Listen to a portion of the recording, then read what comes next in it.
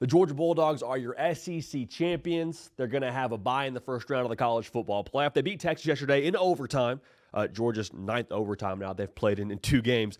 Final score 22-19. What can we say about the Dogs? What can we say about that game? We'll unpack it right now. But if you're a Georgia Bulldog fan, man, make sure you're subscribed right here. It's going to be an exciting run for Kirby Smart and the boys. Got a lot of thoughts on them here going forward. We'll unpack it together. But again, just want you dialed into the nth degree. Best way to be dialed into the nth degree, subscribing to the channel, then follow me on the socials, Instagram, Twitter, @JDPicKell. So let's just start here. We did a video, I want to say it was a week and a half ago, about like trying to identify who Georgia is. And we come out of that game, and schematically, I'm not 100% sure we have an answer. Like if you were to just hang your hat on one thing when it comes to Georgia as a football team, what would it be? Because there's been inconsistencies, right? Across the entire season, you've had different versions of this Georgia team show up. You get one version against Alabama where Carson Beck's thrown for 4 bills.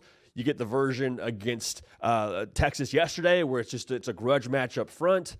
But here's what I will say. In a year in college football where it feels like there is pretty minimal separation from that top group. I know Oregon's undefeated, but obviously yesterday against Penn State, there was some signs of humanity when it comes to what Oregon is overall. When there's minimal separation at the top, give me the tough football team, both mentally and physically. Give me the team in Georgia that's down to go in overtimes against Georgia Tech, find a way to get it done, and then roll out against what I think most people would consider one of the best teams in college football in Texas, still I believe one of the best teams in college football in Texas, and find a way to get it done in overtime.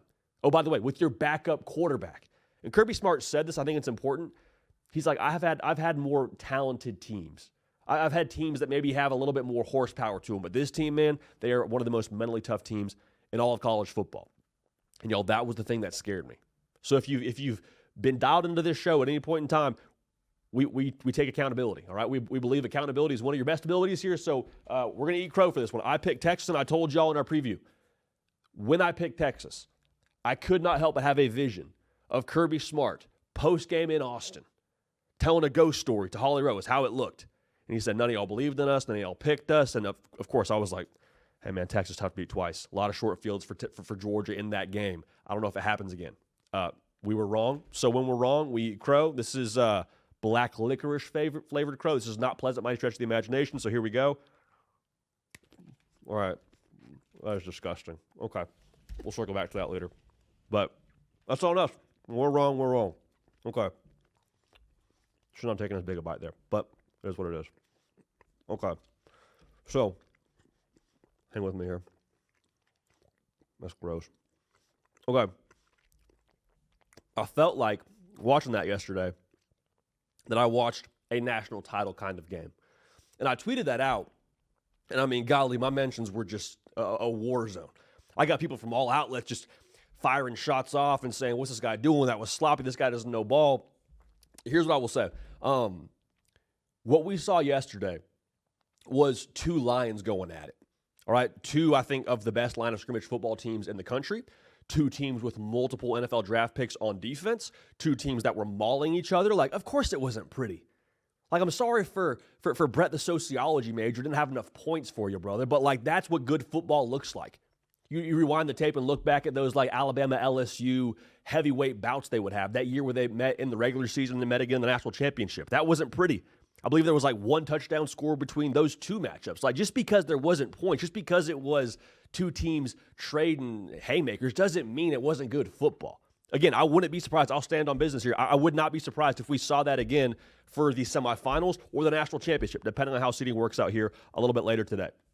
But for Georgia, man, again, going back to what I said, I'm not exactly sure what they are schematically when it comes to consistency. We've seen times where they lean on the run game, seen times where they lean on throwing the ball downfield, seen times where the defense looks awesome, seen times where the defense looks a little bit suspect. I'll say this, they meet the moment. They meet the moment. Going back to what Kirby Smart said, when it is a 1-game season, when their back is against the wall, and they have to have it, they get it done. And we've kind of breezed over this to this point in the video, man, but Gunnar Stockton rolling in there tough as freaking nails, dude. Taking a shot to the head in overtime. Makuba lays the lumber. Helmet goes, I think the helmet probably rolled to the 3rd row of that stadium. And he just gets up, picks it up. I think he actually probably could have stayed in the game, is my understanding. Kirby Smart put Carson Beck in the game to hand it off and kind of finish the deal. But, like, just the nails of that dude to walk in there in that spot in the second half and to will that team and for that team to rally around him, man, that just to me was a microcosm of what Georgia football is. By any means necessary, whoever's in the game, whoever's at quarterback, we're going to find a way to get it done. Now, I am not suggesting that Gunnar Stockton is the answer for Georgia going forward. I think it's tough to rely on what you saw yesterday and say 1,000%, hey, that's our guy. I would say this. I liked that version of the Georgia offense a lot because with Gunnar Stockton and his mobility, when you get into these college football playoffs and you end up playing at Texas again or you end up playing at Ohio State or whoever, like when you play these really elite defensive lines, I think you need a quarterback who can problem solve for you back there when things break down. I think you need a quarterback who you can run the read option with on 3rd and 2, and the defense has to account for both. So I don't know if he's your guy going forward necessarily. Again, we'll see what happens to Carson Beck. But I do think that he probably has to have a role. And I love the juice he brought yesterday. I love the way the team responded to him and brought the juice alongside. Like, that was, to me, I think, just, again, an embodiment of who Georgia football is this year. It may not be the prettiest. It may not be the cleanest. It may not be the thing that Brett, the sociology major, wants to look at and say that's good football. But guess what, man?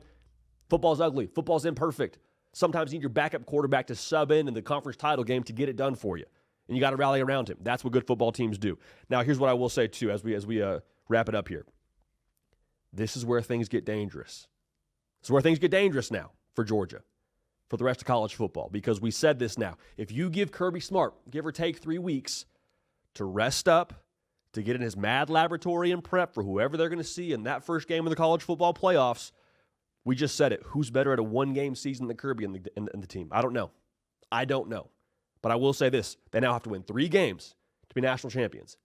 There is nobody better in the sport at laying down the gauntlet for his football team, laying down a challenge, and getting the best out of them in a one-game season. You got 3 one-game seasons ahead if you're Georgia, you're SEC champions, and again, I would not be surprised if they ran it back with Texas here in the near future. But Kirby Smart, once again, top of the SEC, going to have the bye in the first round of the college football playoff. They will be a force when it's time to roll. Appreciate y'all being subscribed. We're going to keep this party rolling. We will see y'all next time.